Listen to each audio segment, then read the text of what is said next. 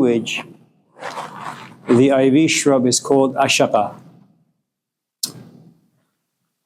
And it connects itself to the roots and the trunk of a tree, and in time kills the tree, but itself lives on. Okay. You can physically move out, but be haunted by the memories, unless, of course, you move out and you find yourself an ashaqa, someone who has a very powerful personality, someone who has a good amount of experience, has some insights, some wisdom, perhaps the application of both insights and wisdom. And then you fall madly in love with him or her. You begin to respect him or her.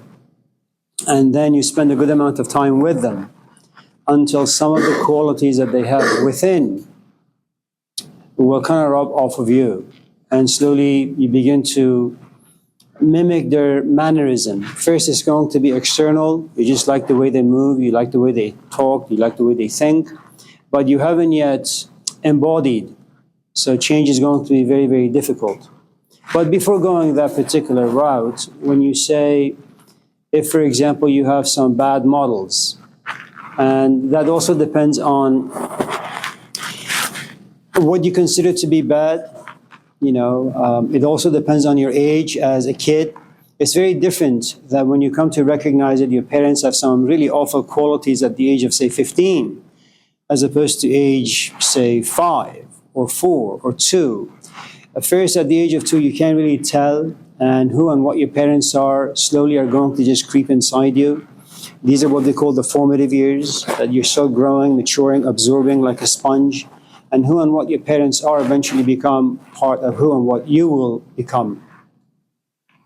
By the time you figure out that your parents have certain awful qualities about them and you have inherited them, unfortunately, what usually happens is you have a Carmen that inspires to be different. You have a Carmen that is addicted to the way his or her parents have been for a long, long time. So it's going to be a conflict. You want to change. This part of you says, I know I don't want to be angry all the time, but it's the only thing I know, and it's the only thing I've lived with for the past 5, 10, 15, 20 years. And even though I want to change, the change is difficult. So let me just find myself weak men or weak women, depending on your orientation, so I can just bully them.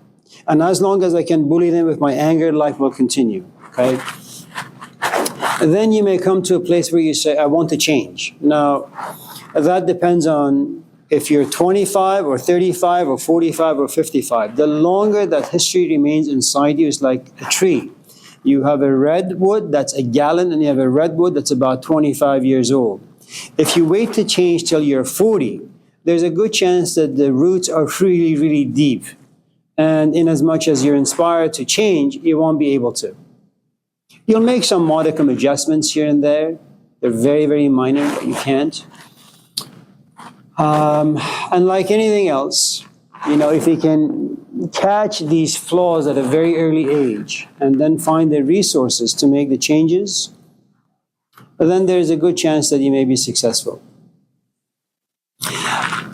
There are many things that are going to be working against you. First, it's what they call habit or habituation.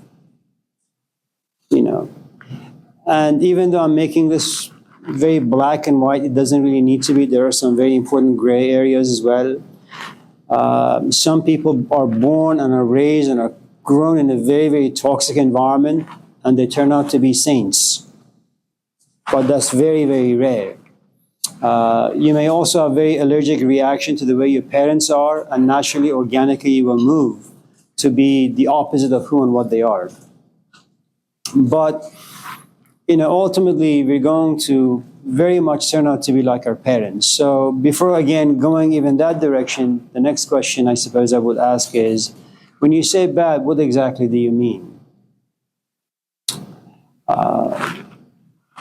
Let's say your father comes home, you were born here, but your father is an immigrant, and you have been contaminated by American philosophy, which is when my father comes home, I want him to hang out with me, spend time with me. But that's not the way immigrant parents function usually. They come from a different background, their tradition is different, so when your father comes home, he's exhausted. And parents don't usually spend too much time with their kids as immigrants. Okay?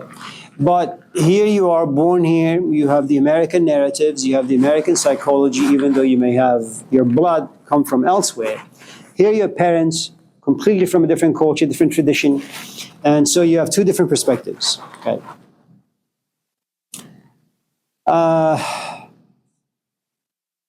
So initially, I'll categorize your father as being not so friendly, by being distant, not being kind and compassionate, not being interested in you, which is not true. The only reason immigrants move is really, for the most part, for their kids. Okay? So that's one category of, say, badness, which is, in your perspective, my father is bad because he doesn't spend time with me. Another is you come home and your father is abusive to your mom. Okay. Another is you become very passive like your mom. Your father is abusive, and you say, well, maybe that's the best quality to have. And so by default, what will happen to you, that becomes the world that you know, and you know it really, really well. You don't really know what it means to be in a healthy relationship, so very deliberately, intentionally, you choose men who are abusive. And the only way you will counter that is by being passive, something you learned from your parents. Perhaps you want to stop it, I don't really know. So there are lots of different scenarios. So I suppose for clarification, I would ask, what exactly do you mean by bad?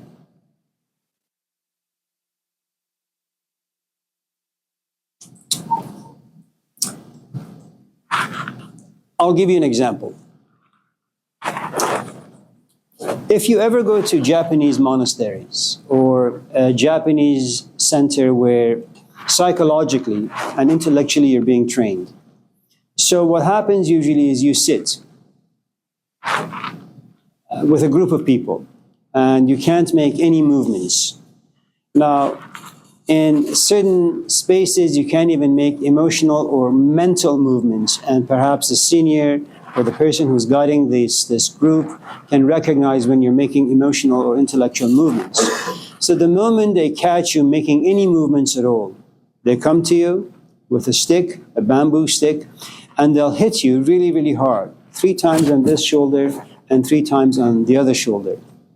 Now, you have no right to get mad, you have no right to complain, you have no right to go to the dean or the abbot of sorts and say, well, your student hit me and I demand justice. Now, if you're not familiar with this particular culture, with this particular training, there's a good chance you're going to consider this to be very bad. Someone has overstepped their boundaries and is now being abusive to you. But the truth is, you went in this space for one simple reason: to learn how to be calm, to be still, even when things are rough. Now, there's a good chance because you're not trained well, you will walk away from the center saying, it's just an awful place to be, it's really bad. 10 years will pass by, and then you realize it was actually quite good for you, you just didn't have the capacity to understand it way back then. So sometimes what you and I categorize as being bad really depends on, for the most part, time to pass by. I was a really awful student in school. My parents came here mainly for me, and I found their presence in my life to be an intrusion. It was just bad. They forced me to cut all my ties with my friends. I consider that to be bad. I was very close to becoming a tennis pro. They intervened and cut that tie as well. I consider that to be bad. I slaved away at the car wash for about 20 years. I was a young kid, like any young person. I want to go out there and just have fun with life. I consider that to be bad. Now in my 60s, I look back and I realize they were so good. I wish they would have intervened in my life when I was 10. So it really depends on what sort of abuse you're talking about.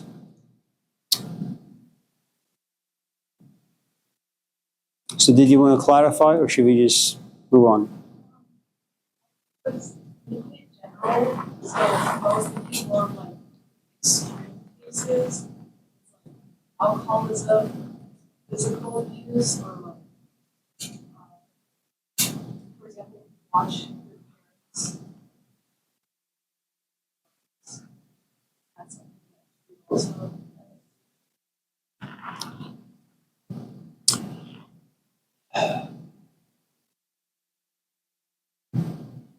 Well,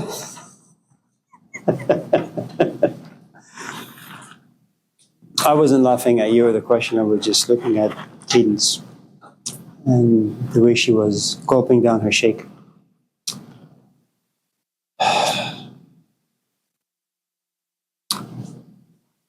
So there are a couple of things that I think are worth talking about. Becoming a parent, the pressures of life, sex, and having kids. Because they're all connected. So when you just talk about alcoholism without thinking and observing and examining what it means to become a parent, especially in America, money, being an immigrant, all those things are at play. So let's kind of unpack all of that.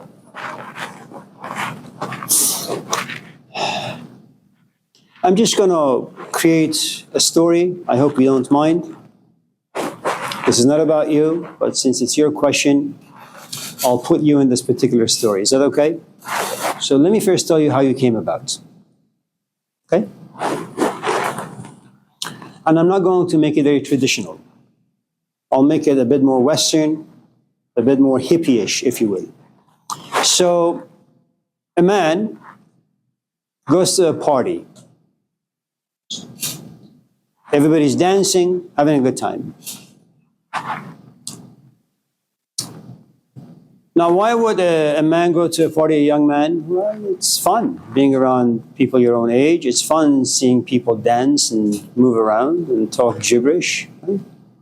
And you're also lonely and pathetic. And so when you're young, how you define pleasure is I want to hang out with my friends and I want to have a good time.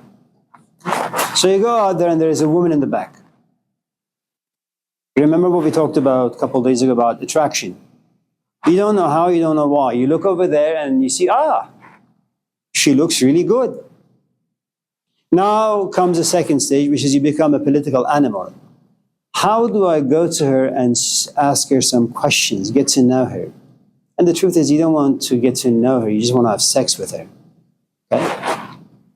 But you can move very forcefully in that direction. So you play this game. You create this dance. Hi, how are you? What's your name? How old are you? What are you doing here? Good morning, Henry. So you do all these questions. Okay? Before you leave, you say, can I write down your number? Do you mind if I call you later on today or this week? And you know what happens when you give people some attraction? They feel as if they've become a little bit more valuable.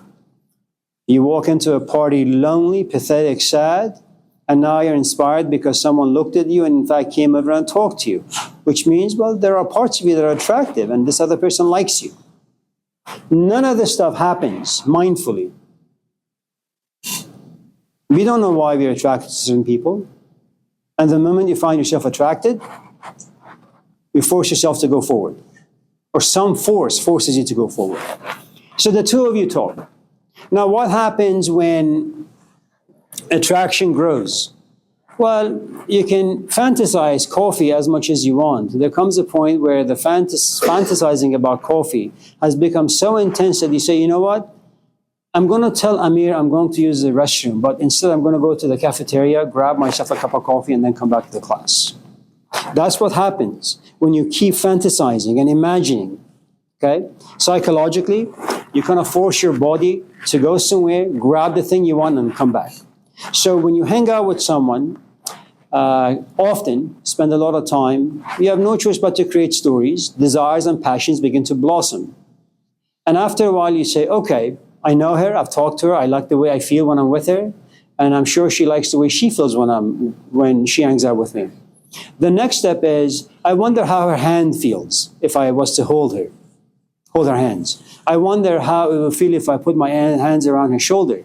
I wonder how it would feel if the lips touch. I wonder how it would feel if we have sex. Okay?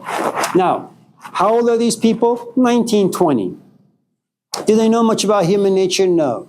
Do they know much about sexual drive? No. Do they know much about the play of attraction and desires and how they blossom? The answer is no. All you know is that human beings are these instinctual, little pathetic animals, and whatever that is attractive to them, they walk towards it.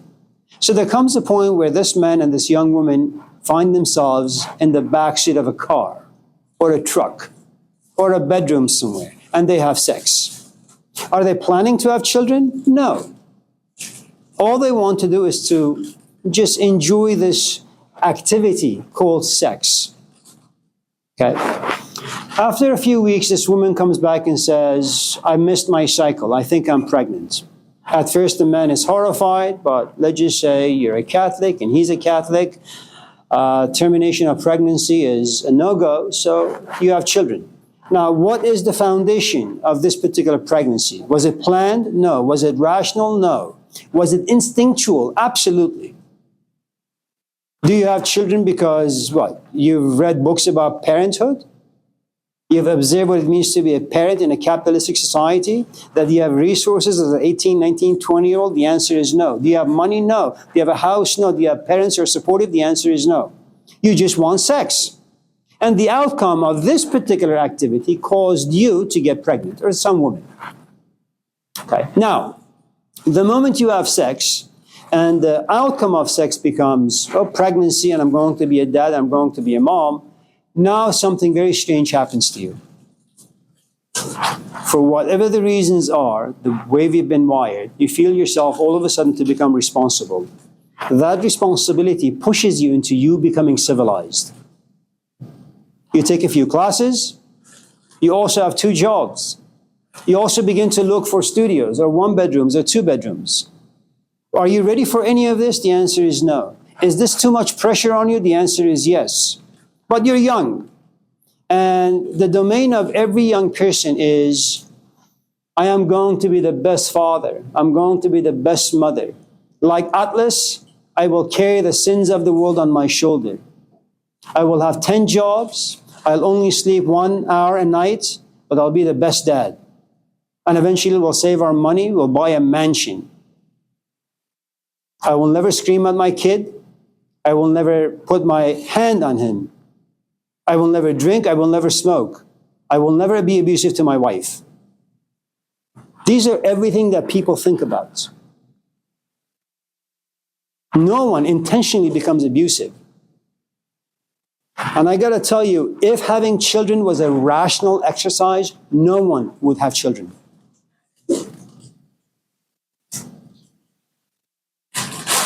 So almost all of us in this classroom, maybe 1 or 2, I don't know, we are really the outcome of sex. Love comes after. Okay. So imagine I am your husband now, Carmen. Okay, you're 19, I'm 20.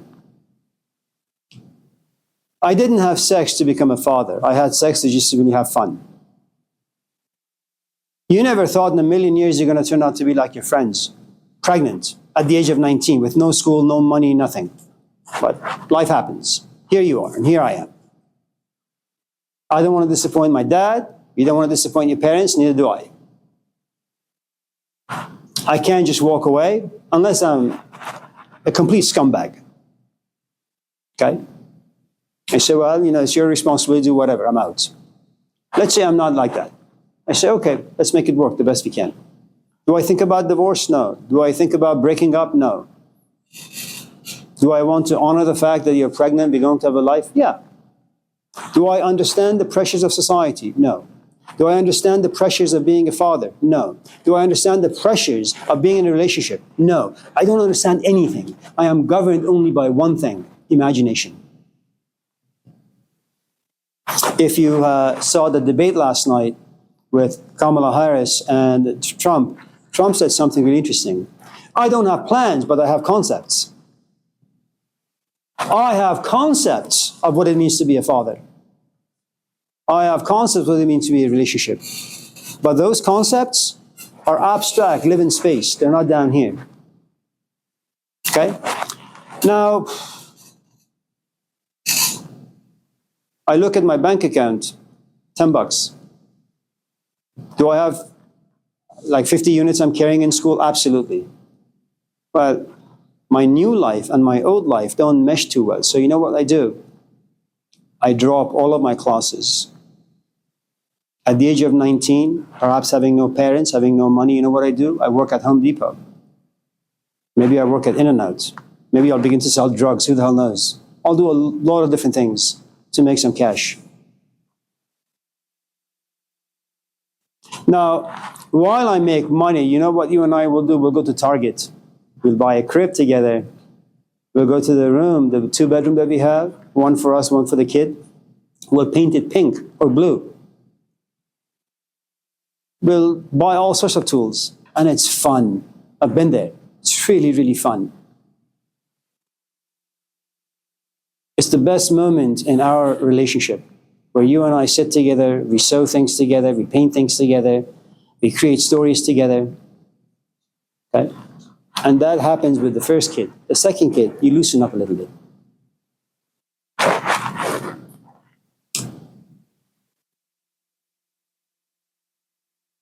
And when I go to work, I don't think about the pressures of working at a place I despise, customers I don't like, coming home soulless. I don't think about that. The only thing I think about is I'm going to get about $500 at the end of the week.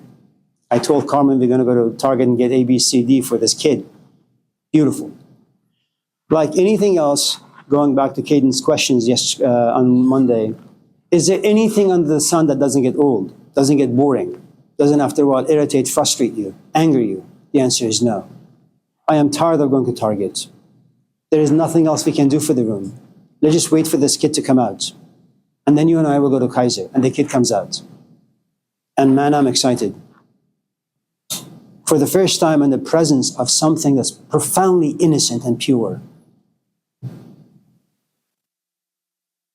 But after all, I am only human, right? I can only take so much of life's crap. I say, no, Carmen, you stay in bed. I know this kid is crying. I'll run around the house to shut him up so he can go to bed. Then I realize I have to wake up at 4 in the morning to go to work. And this happens day after day after day after day. My voice used to be calm and soothing, but now the volume goes up. I used to be calm, now I'm frustrated.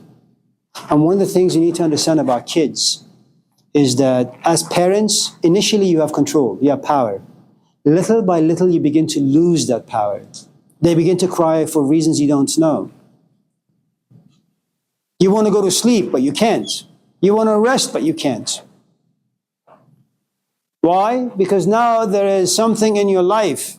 And you want to smack the hell out of them, but you look at them, they're tiny.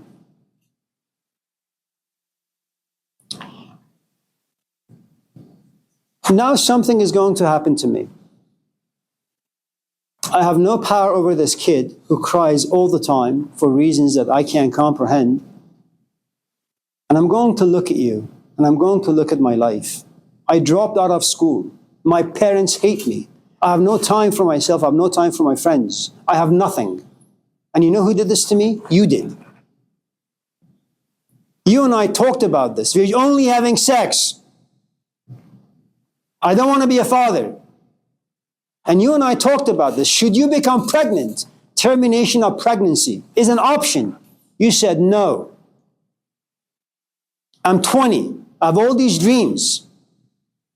None of them are going to come true. Why? I work 2 jobs.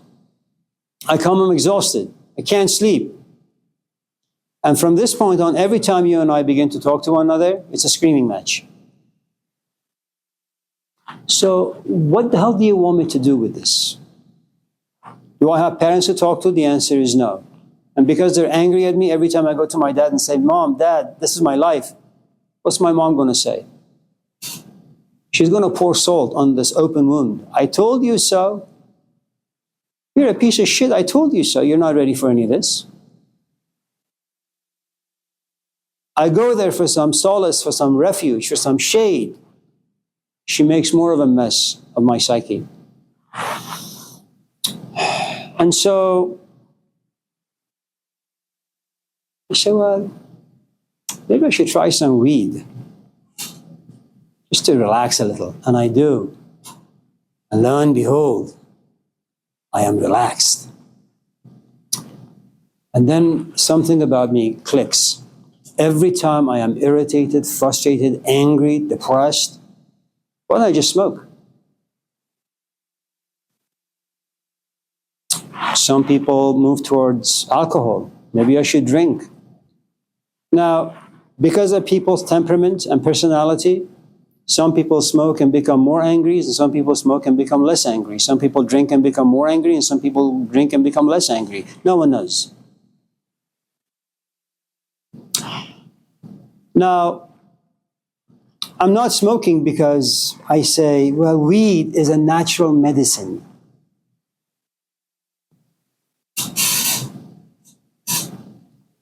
That's what most people initially say. I smoke because I can't handle life, it's too much. I drink because life is too much. I do so because I want to numb myself. I don't want to think and I don't want to feel.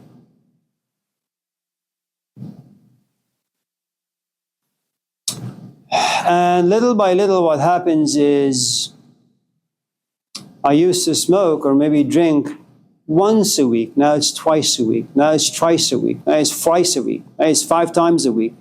Now it's every single day. It used to be for an hour. Now it's 2 hours. Now it's 3 hours. Now I come home drunk. You know why? The first time I smoked, you didn't say anything. And you didn't dare to say anything. For the first time, you saw me coming home calm. And you liked that. But you had no idea how addiction comes about, how habits come about. And now here I am. I come home drunk every single day. Why? Because what? I like the taste of alcohol? No.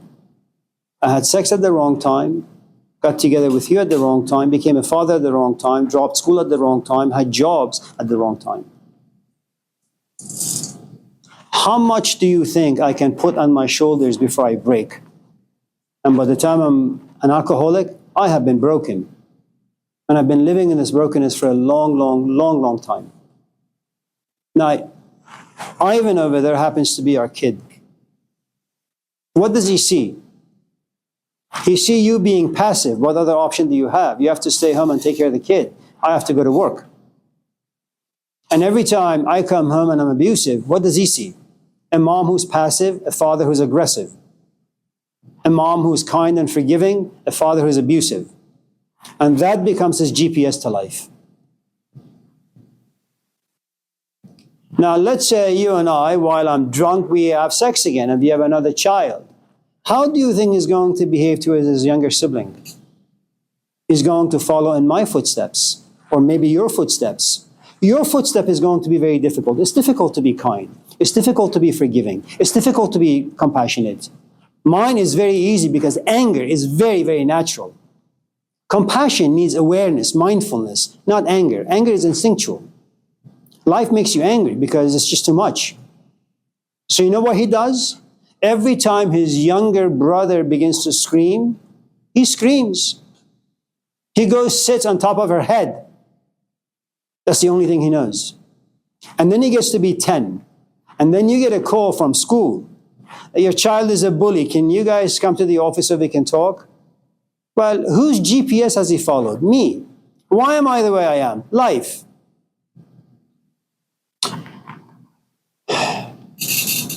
So tell me, Carmen, who is to be blamed in this scenario? Is it society? Is it parents? Is it the sexual drive? Is it you for not standing up to me? Just the unawareness of what it is. Yeah. There are lots of components, moving parts that we're just not aware of. But we just plunge into things. It's very easy, of course. It's very easy to say something is good or bad, right or wrong. It doesn't take a genius to do that. But to understand why people behave the way that they do, that is a difficulty. Because you need to detach yourself from the emotions that say, that's good and that's bad, that's wrong and that's right. Once you're detached, you stand outside and you try to look at me, your father, as a rat. And you dissect me. What lives inside him? What drives him to drink, to smoke, to be abusive? What is wrong with him? And then only in understanding the way I am, can you understand the reasons for alcoholism, the reason for sex, the reason for parenting. But while you're emotionally entangled, it's impossible. And that's the only way you can go through rehab. You understand?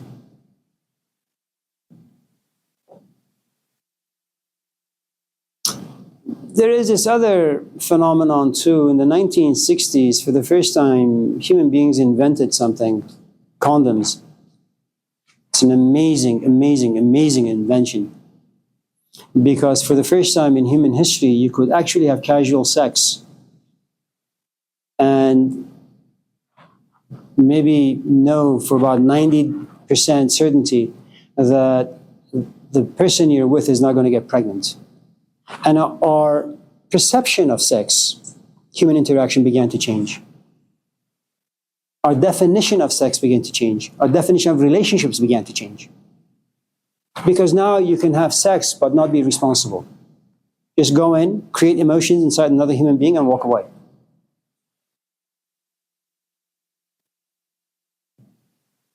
So everything about us is profoundly complicated.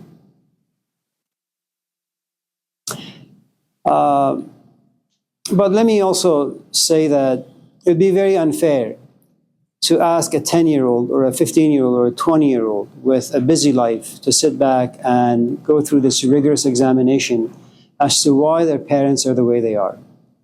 It takes too much time, it takes too much effort.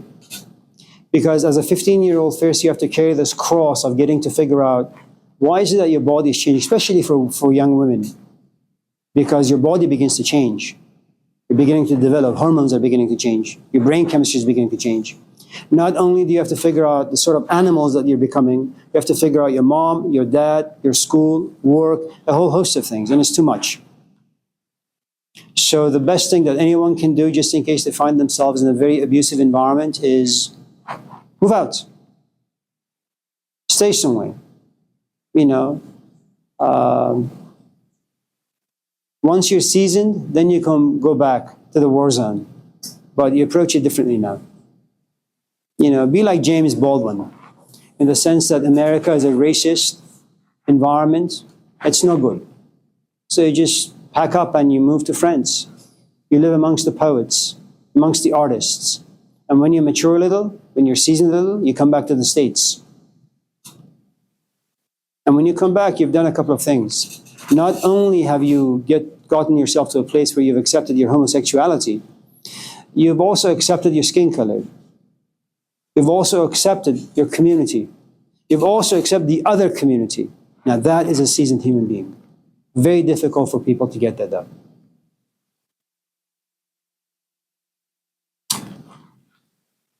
Is it,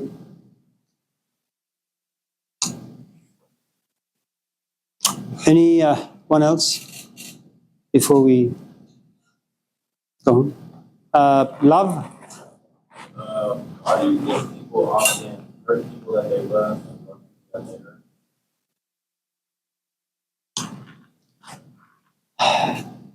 Say that again.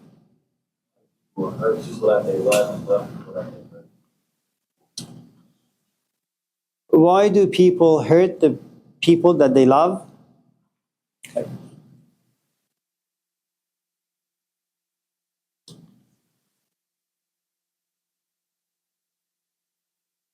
Do you have children?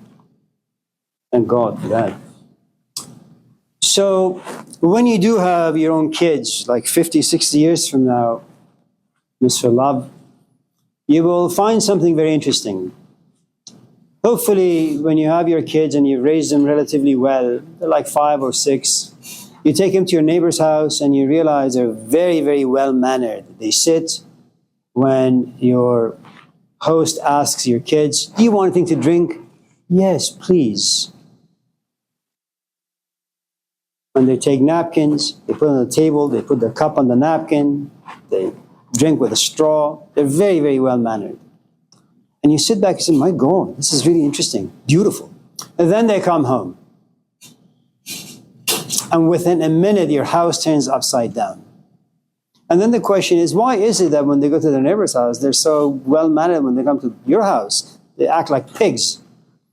So Oftentimes, when you find yourself close or intimate with people, in that intimacy, and usually our intimate relationships lack the proper substance, the proper cultural components, so it creates a good amount of casualness.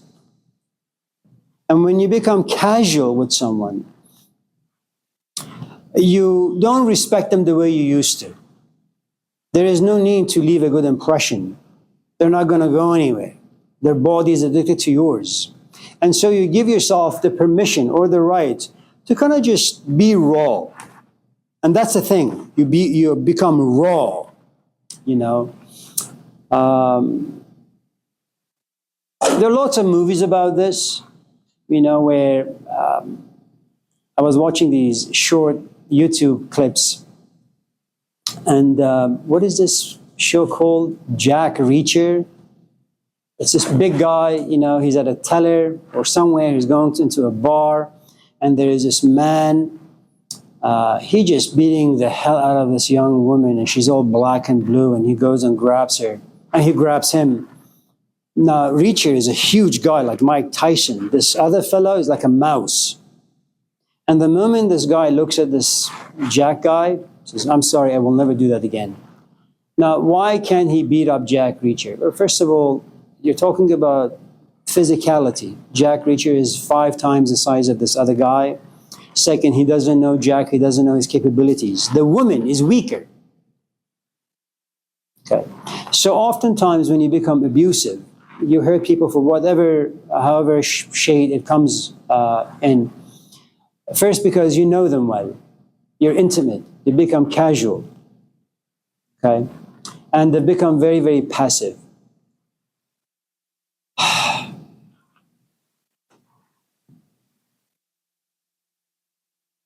The other aspect of why do you love the people you hurt, I don't really know. First, it depends on the hurt. Second, it also depends on the sort of love we are talking about.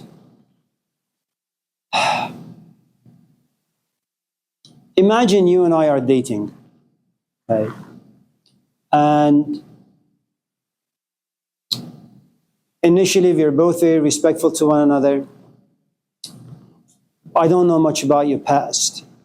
And that's not what dating, which should be about, is about. We just go and say, "Oh, you have nice hair. How often do you shave? You have earrings. Why do you have that? Do you play football?" Just the ridiculous sort of questions that people usually ask. And going back to Carmen's question, do I ask about your dad, whether he was abusive? No. Do I ask about your mom, whether she was abusive? No. Do I ask about the fact that, are your parents divorced together? What sort of an environment have you experienced? None of those things. Once you and I become a bit more casual, once we become intimate, once I say I love you and you say I love you back, now you realize you don't need to wear the very many masks that you used to wear at the beginning of our relationships. Now that the masks come off, I once in a while see the beasts that live inside you. It begins verbally, your volume goes up, then once in a while you put your hand on my face, okay? Now that you realize every time you damage me, you catch yourself and you come to me and you say, "Amir, I'm really, really sorry." But because in relationship there's always a power play, I say it's okay, I forgive you. If I had come from a different background, probably not. But my background says be passive, it's okay. They'll change, okay? Because I don't want to lose the relationship. And then you love the fact that you can walk all over me and 10 minutes later, gravel towards me, apologize, and I forgive. And you put me on this pedestal like I'm Jesus Christ. You slap me on the left, I offer you the right. Now, you're not going to love me if I begin to stand up to you. That's going to enrage you. So, I don't think that the love you have for your abuser will last too long, because that's not the way we function. You can tolerate things for so long before there's a revolution. It happens culturally, it happens in romantic relationships, okay? But hurting the people we love, There's only one reason. You've got to know them a little too well, and you've become a bit too casual and too comfortable.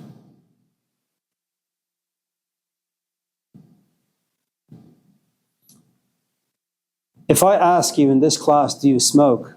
Your hand should not go up. You and I don't have a casual relationship. I don't know you. I don't want to know you. We're not friends. And you're not friends with anyone in this classroom. You should protect your name. Do you smoke? The answer is no. Unless, of course, you've come to the conclusion that smoking and broadcasting the fact that you smoke is a heroic thing to do.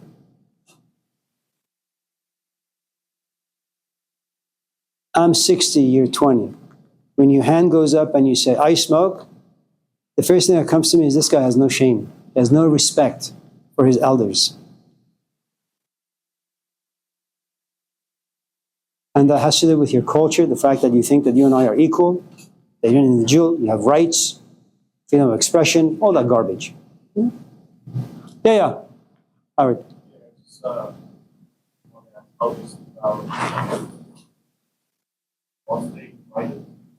Domestic violence?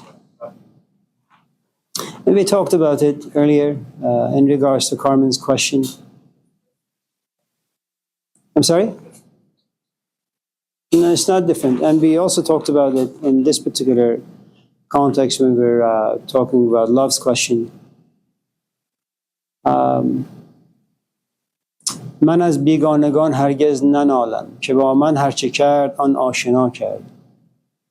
Strangers are never going to hurt you. Only those who are closest to you. I mean, sure, you and I can get into a fight outside. You know, that's not going to leave a mark inside you. If on the other hand, you have a boyfriend or a girlfriend or a parent or an uncle or an aunt, they are closest to you. You trust them. I'm a stranger. You have no reason to trust me for any reason.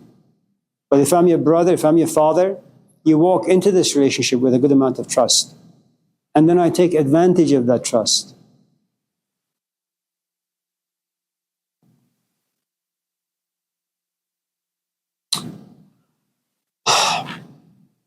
Let me also say something about violence real quick.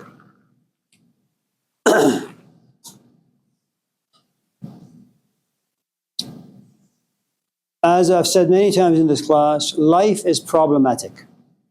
You walk into life with a toolbox that's empty. And hopefully as you mature and grow, your toolbox begins to have some tools in it. Okay? Depending on the problem that comes in your life, if you have the proper tools, you can resolve them. I'll give you an example. You have a problem right now, Howard, which is you didn't turn in the assignment. That's a problem. It could become a bigger problem if you don't address it quickly. Okay? So you come to me and you say, Amir, I missed assignment number 1, 2, 3, 4, 5. What can I do? Well, do them and submit them. Okay? So you have the green light. You need other resources though. Okay? You overcame your shame. You summon up your courage. You came and talked to me about the issue. Now you need other resources. You need to have time to sit. You need to have the intellectual capacity to sit, to read, and to think. Then you need to be able to express all the things that you have read and thought about on a piece of paper. Submit them in an essay form. If you have those tools in your toolbox, you pass this class. If on the other hand, the only tool you have is coming to me asking me whether or not you can submit your grade and your essay, and I say yes, but we don't have the time, it's not going to work out. So remember, everything that is problematic starts with irritation. We are problem-solving animals, and life is problematic. You go home, you're in a bad mood, your mom asks what's going on. That's a problem. You need to kind of vocalize to your mom. You need to be eloquent, rational. Otherwise, your mom will just be frustrated and walk away from you. And you'll imagine that she doesn't really care. Okay? Now, if you don't take care of the irritation quickly, it turns into frustration. Consider it to be like a pregnancy. Hello, Connor. Sorry. It's okay. I understand. Pregnancy. Okay? The seed is the problem. You try to fix it, it's not fixable. Mark, you have a kid, right? Ask him, he'll tell you. When his daughter, right, daughter? Son, when his son was like a year old, first he cries. And like a good father, like a Messiah, he rises up. I wonder what his problem is. Is it food? Is it gas in his belly? Maybe I should just tap his back a little. He does all sorts of things. The crying doesn't stop. Now he's irritated. What happened to the kindness and compassion? Well, his trash bin is full. The crying doesn't stop. It's no longer a tiny little irritation. He's frustrated now because he's used all his tools, all the wrenches. Nothing fits. You know then what he does? Fuck! And then he catches himself. I hope he didn't hear that. That's no longer frustration. That's anger. Now imagine if he was drunk, or imagine if his background was a little dicey. It's not going to stop there.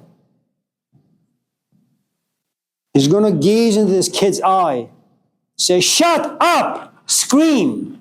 And now the screaming goes higher, the volume of it. And now he slaps the kid. So when you talk about violence, what I'm trying to suggest to you is the following. No one just explodes. It doesn't work that way. There is a history. Violence has a history. Irritation, frustration, and you employ all sorts of tools to fix it. And if you don't have the proper tools, you will lose this game. Okay? Now, once you put your hand on another human being, something amazing has happened, Howard. Do you know what civilization is? Civilization is filled with codes of conduct. Your parents have spent, 30 years, have learned their culture, which is about 5,000 years old, to inject behaviors into you, certain things that you should do, certain things that you shouldn't do. In violence, if you and I are boyfriends, okay? And you beat the crap out of me, you know what you're doing? All the books you have read, all the trainings your parents gave you, all of your concepts, as Trump would say, out the window. For the first time, you experience yourself as this raw animal. You're beyond civilization. You've been stripped of everything that makes civilization work.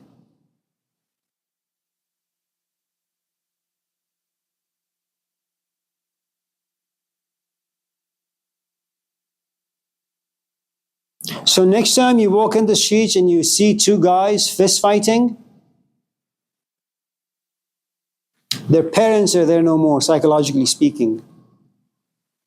All the boundaries they had on the inside, they're all gone. We have spent many thousands of years creating language. In fist fighting, language goes away. Now, is it true that sometimes you can have just fight, just like fighting for the right reasons? Absolutely.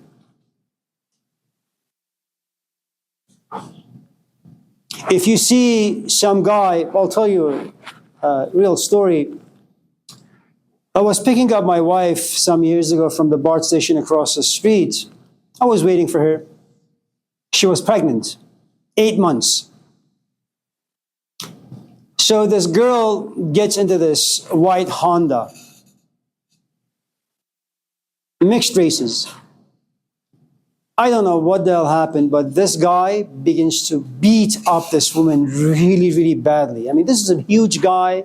The companion is a tiny woman, and his fists are heavy, man, and he's going full force. I look at the scenario and I say, this has happened to her plenty of times. I'm not going to put my life at risk. My wife, on the other hand, being 8 months pregnant, does something crazy. She doesn't go to the side of the woman, she goes to the driver's side, to this guy. Big guy. And she threatens him. He says, Sarah, what the hell are you doing? If this guy comes out, I'm a small guy, I can't do much. You're pregnant, you can't do anything.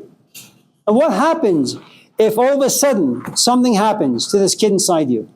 Something happens to you. Now, luckily for both of us, the fighting stops, they kiss and make up. How that happens, I don't really know. And the point I'm trying to make is this. Sometimes you rise up to defend the weak and the innocent. And in the course of defending the weak and the innocent, you get yourself into a fight, a fist fight. And that is a just fight to be in.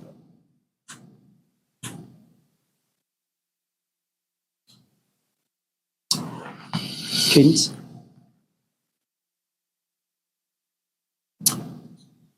Yeah, Connor. I believe there's a quote that encapsulates this. With laws and civilization, man is the most noble of creatures. Without them, he is the worst. It's a great saying. I think every day, Connor, you should put a saying on the board. It's beautiful. Thank you. Kendra? Fear? What time is it before we... 30. So we have 15 minutes.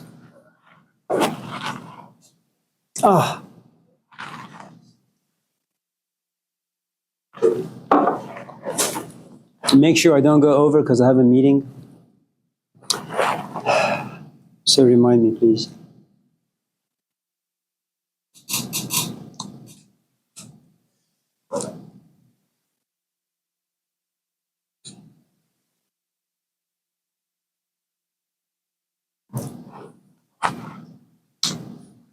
Some fears are instinctual and intuitive. And there's a good chance that over the course of the past many millions of years, biologically, psychologically, we have been wired to fear certain things. And there are no rational reasons for it. I fear snakes, I don't know why. And maybe 1 million years ago, maybe 500,000 years ago, who the hell knows?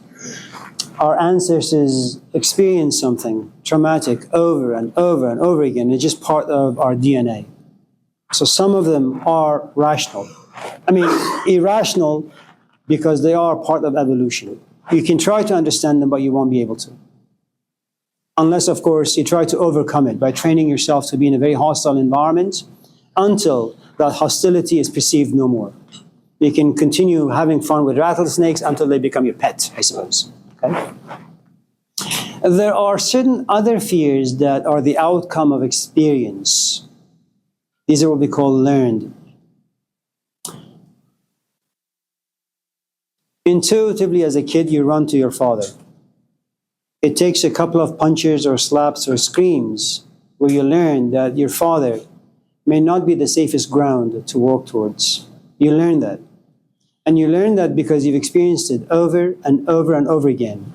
Now, the moment that experience comes to you about something about you rises up, says, Kendra, remember, and you don't do this consciously, remember the first law of your organism.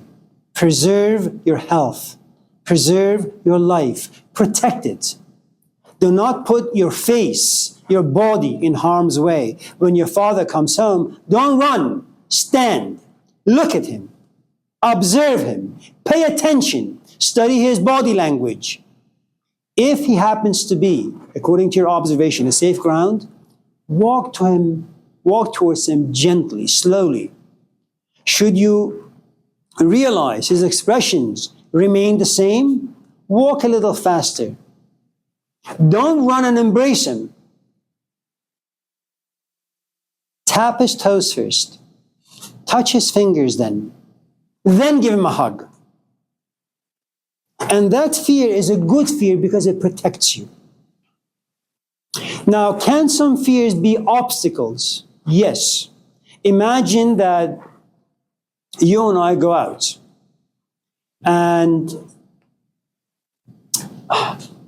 once we become casual, going back to Love's question, I begin to drink a little too much.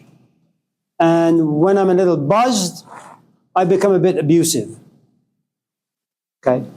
And then you see that every time you and I go out, not so much at the house, but every time you and I go out, I begin to drink. Then I come home one day and say, so Kendra, let's go out. And you say, okay, wait a minute. Every time we go out, he drinks a bit too much, the bill is a little too costly, and he becomes abusive. And you say, why don't I just cook something for us and we can sit and watch a good movie?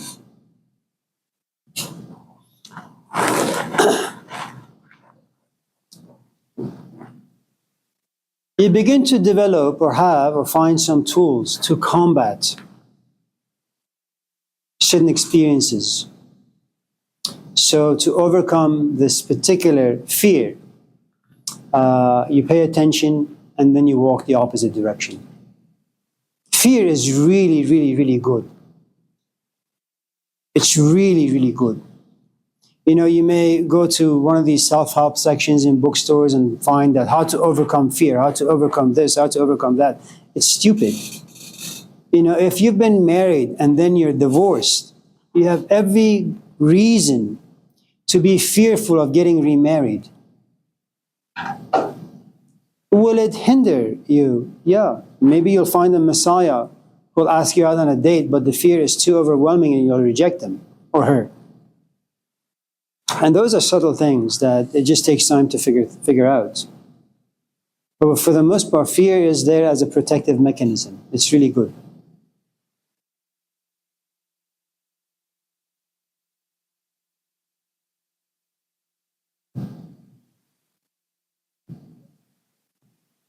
Some parents these days fear their kid, happens to be a boy, fear that one day he may come home and say, Dad, I'm a girl. Or a girl going out, coming home saying, Dad, I'm a boy. It's a justified fear because you're experiencing your child walking into an unknown. You're experiencing yourself psychologically going into a sphere that's unknown to you. You have all these emotions. You don't know what to do with them. But the point I'm trying to make, fear is not there simply as a toy. It's there for good reasons. You're concerned. You're worried. Is it a judgment? Absolutely. All emotions are. Will it take time for you to overcome certain fears and for them to become another part of life? Yeah, it takes time.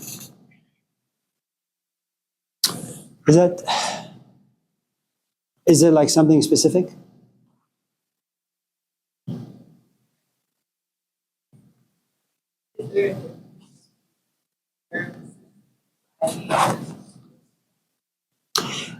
When I was playing tennis about 9-10 hours a day for many, many years, I remember my hero was Bjorn Borg. He was categorized as the Iceman. When he was a very young kid, he threw a temper tantrum on the court, and his parents were really upset.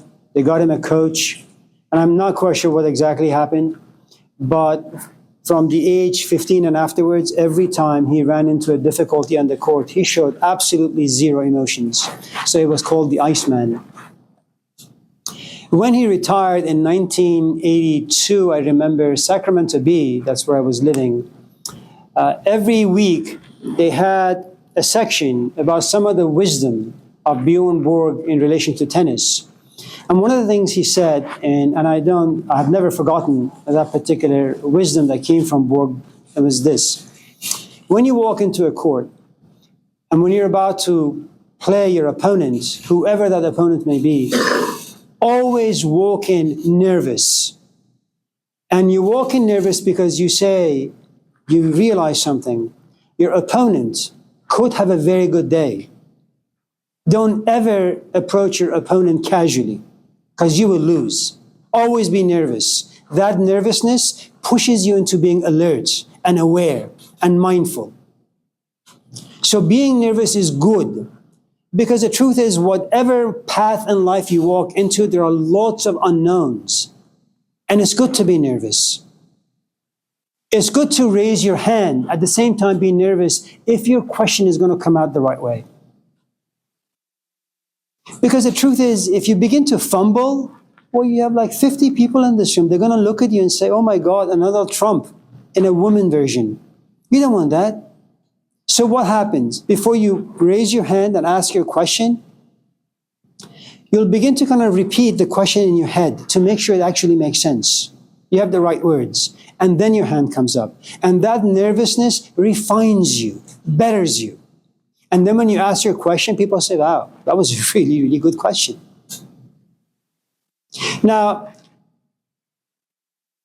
if you're not nervous and you just ask questions and they come out stupidly, and then you have an instructor who happens to be a complete ass and says, just shut your mouth, go home and put the question down on a piece of paper and make sure it's a good question, make sure the grammar is good, right words, in a good, refined sentence, then come to class. And this has happened many times, let's say. Next time you come to class and you want to raise your hand and ask a question, you are fearful. Why? Because for the past 5 years or 5 class meetings, every time you raise your hand and ask a question, I embarrass you. You don't want to be embarrassed again. So you fear raising your hand and asking the question. And the only way you can overcome it, first you need to kind of have an intimate relationship with the question, with your own curiosity and interests and passions. Then there must come a point where you don't really care about how these people may perceive you. You must also overcome the possibility I may perceive you negatively, and you're going to say, you know what, I'm just going to keep asking until I get it right. And then the fear will go away. Practice is really, really good. And the truth is, most of the things we do in life, we have no knowledge of them. We've never done them before. It's like riding a bicycle. You got to try, you got to fall, you got to bleed, you got to be in pain, you got to get back on it again. And it sucks, yeah. Remember, you're needy. Is it 45? 5 minutes too? Oh, so you have 5 minutes? 20. Oh, 22. It's good to see all of you. Take care. See you next week, Monday. Thank you. No, it's all good.